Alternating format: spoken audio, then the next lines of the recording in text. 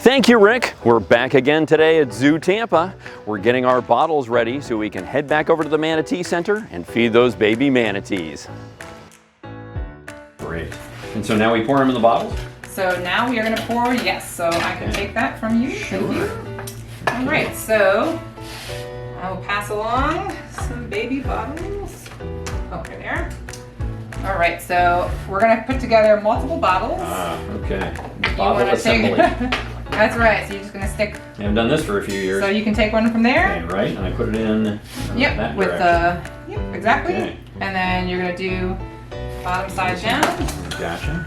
And then you're just going to twist it on nice and tight so we have no leakage. Gotcha. Perfect. Okay. And we're going to do 2 more of those. Uh-huh. Okay.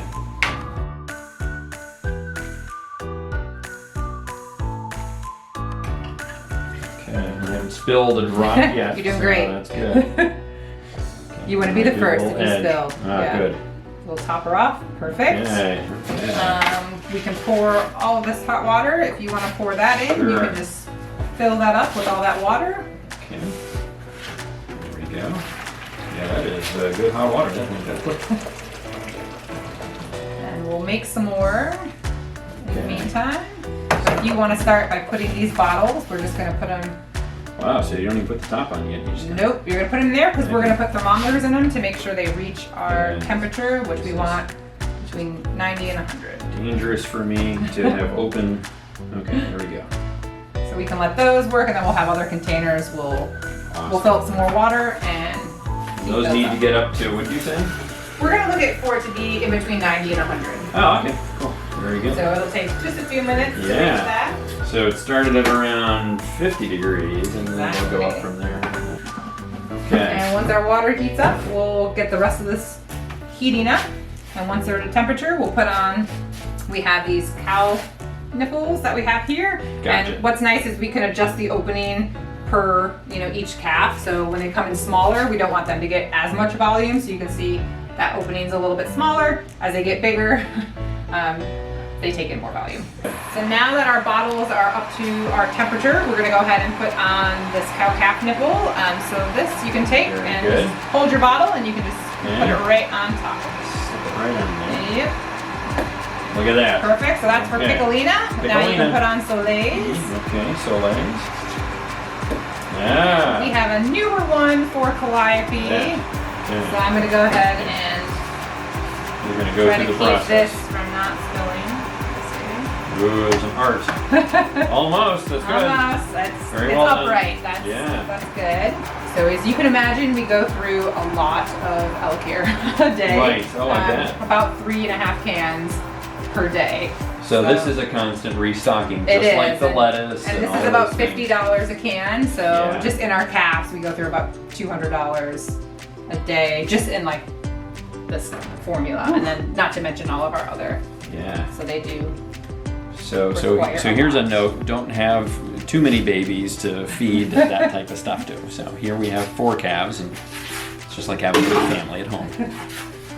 We're happy to help them. All right. So we have them almost ready, and then once we have all the nipples on, we'll go out and feed the calves. They're growing really well, and we definitely pay a lot of attention to our manatees back in our critical care center. Observations are very key here. Right. These are young animals that are going to be with us for about a year, year and a half, sometimes even 2 years. Yeah. All of the 3 that you see here will definitely be closer to 2 years because they came in at such a young age. Since we've been opened in 1991 for our critical care center, we've had calves come in with scarring, with boat strike injuries to them. Wow. Sometimes with their mom. Maybe mom is okay, but calf has the injury. So we'll bring them in together as a pair because we don't want to separate mom and calf unless absolutely necessary. Right. For a young animal to come in this small, again, we have to think that something happened to mom. That's why it's really important if you ever see manatees in the wild, you want to observe them from a distance. Yeah. They're this beautiful Florida treasure that we have here. But mom and calf can get separated pretty easily. They can get startled. Wow. So you never want to approach a mom and a calf, or really any manatee. Just keep a distance. Yeah. Enjoy them from afar, just so that they can kind of go on doing their thing. You never want to lure them into an area that they could come into more boat traffic or watercraft traffic. Gotcha. Wow.